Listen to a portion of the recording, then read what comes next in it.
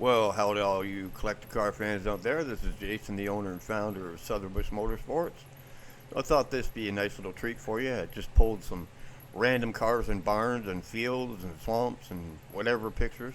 Nice little Shelby GT convertible right there. GTO convertible. So this is just a whole bunch of random cars and barns pictures that I've got on my computer, and it's just a tiny little fraction of the stuff that I have. So just sit back, relax, and let's just check on some pretty cool cars that I got there. That right there is a plain Jane Charger, but I can't remember if it was a six-pack or an air driver car, but another GTX beside it. And this was a field. I was glad the guy kept cutting the grass around. It made it a little bit easier, but these cars are what's called Carolina rot, which means all the paint's burnt off them from the heat, but they're still pretty solid. That's a 70 Chevelle SS 396 car, 4-speed. That car sold for $1,000 because the lady got duped on it when her husband died, and I couldn't make it out there. It's a Mach 1 Mustang sitting there. That car was pretty complete. This is about to go into a restoration shop, and it ended up sitting there. As you can see, it sunk down into the dirt and sitting there so darn long. I wish I could get this guy to come to it. SS 396 Chevelle, sitting there out in the boondocks. I think I was in Kentucky, and not for sale. Matter of fact, he ran me off the property. It's a 70 440. I believe that was a six-pack Superbird. Screwdriver holding up the headlight covers and just sitting in a barn. Let's see what else we got here. There's a couple pretty cool Chargers just sitting there, lying in the dirt. Doesn't help much, but with cold ground like that, it actually preserves them pretty good because not a lot of moisture underneath it. That is a, if I remember right, that was a 440 Daytona. Been taken apart, but it was all there. It was all behind the car and beside the car. Pretty cool barn find, that one right there. It's an old satellite I found in a restoration shop, but it was one of four 426 Hemi cars. All of them still had the motor in them too, as you can see the weight on there. This is the cow barn in Texas I had done a story on. Didn't realize so many people would be interested in something like that, but it was a really cool story, and I had, well, I can't say fun doing it. This car right here was a completely untouched Challenger, except for the big ass tree that fell onto the back of it, and I think it had a fender replaced in the front. But pretty cool car. Oh, sorry, there's a shameless selfie there of a Coronet that I pulled out. I can't remember why I pulled that car out. I really don't remember why I pulled that car out. The infamous two Superbirds. That was a rough time for me trying to track down these cars, and somebody beat me to it by about a week. But those were two Superbirds, and the guy would never sell them. He ended up selling them to a guy that went in there as a father and son team. Yep, that is a Challenger that is buried in crawbrush. Crawbrush was horrible and painful. Oh, look at all these Roadrunners just lined up. Roadrunners and GTXs just all over the place. That was a fun trip. Guy was really cool, showed me all of his cars. Just had hundreds of cars all over the place. He just pulled them off the side of the road. Gunmetal, looks like that was a Roadrunner. Super cool car, completely untouched. And look how solid the car is. Way up north, it's solid. There's a GTO. Let's just throw all of our crap against this extremely classic car, and we'll just forget about it.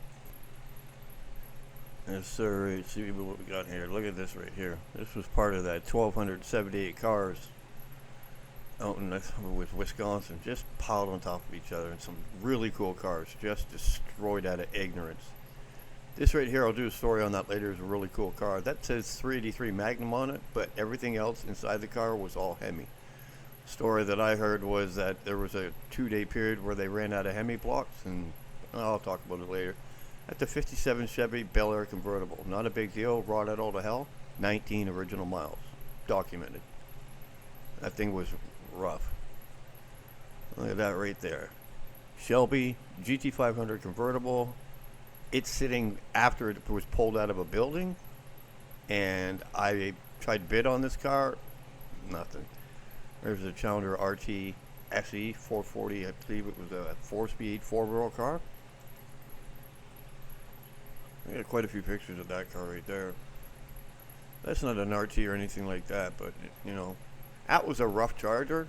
but it was a pretty complete Charger. Pretty nice car. That's an old picture that was taken back in the 80s. And there's somebody flying on the back of a Superbird. That was taken a long time ago too. I can't remember. I think it was a follower that sent me that picture about 20 years ago. But you know, it is what it is. There's a nice Challenger. Doesn't look like it's an RT, but there's another Challenger in the background. Again, this picture was probably taken back in the 80s. It looks like gunmetal gray. That one right there looks like gunmetal gray. I don't even need to tell you what that one is. That looks like a 71 Cuda convertible. You see the gill fenders right there, but that car was rough, and that's exactly where it was found, right there. Ouchie, ouchie, ouchie. If I remember the story right on that, that was a guy coming out of a car show with that Superbird, and he got rear-ended, sideswiped. It was just rough. You ever seen one of these before? Coronet 500? I got a few pictures of this, and it was a car that was, pictures were sent in me by somebody, but I'd never seen one before. Look at that weird front end. And the car was super, super solid and completely untouched. Look at that thing. That's just the weirdest looking thing. But, you know, look at the bottom. It's got the thing along the door and that. You know, nothing fancy, nothing super incredibly rare, but I had never seen a Coronet 500. Hey, let's just throw a bunch of convertibles out. Look at all the cars lined up in the back of that field. At least the guy cut the grass around the cars, and he sold parts off the cars, which didn't help. There was a picture of a car that was sent to me a long time ago of a building that I found with all these cars in it. But that car right there wasn't in it when I found it, so it's a pretty old picture. Yeah, let's just line up a whole bunch of Moparts here. 70 Charger. And that 70 Charger was a pants paint car too. Tons of cars out there. That was a long trip. You can see my van on the road there. Coronet 383 convertible. This was a super cool car. Not only did this car sit for a long time, it was completely untouched, super solid, and I drove that thing onto the trailer. It was so much fun. I drove it around a little bit before I loaded it onto the trailer because it ran and drove just fine. Needed to be restored, but look at those floors. Floors are super solid in it.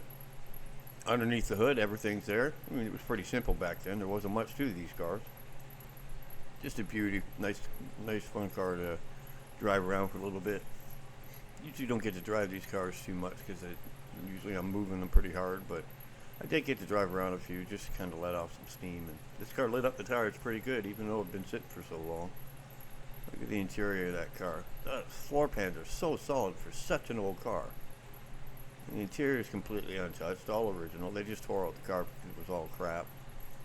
Yeah, really cool car. Well, that looks like a 70 Coronet RT convertible. And that would be a pretty rare cat right there.